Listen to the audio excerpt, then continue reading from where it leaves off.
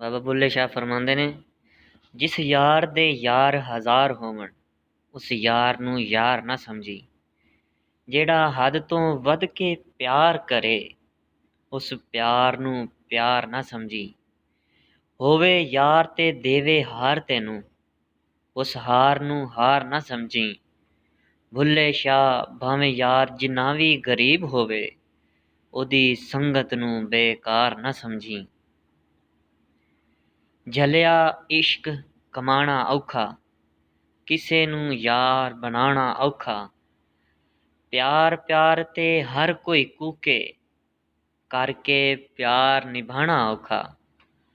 ਹਰ ਕੋਈ ਦੁੱਖਾਂ ਤੇ ਹੱਸ ਲੈਂਦਾ ਕਿਸੇ ਦਾ ਦਰਦ ਵੰਡਾਣਾ ਔਖਾ। ਗੱਲਾਂ ਨਾਲ ਨਹੀਂ ਰੁਤਬੇ ਮਿਲਦੇ ਜੋਗੀ ਭੇਸ ਵਟਾਣਾ ਔਖਾ।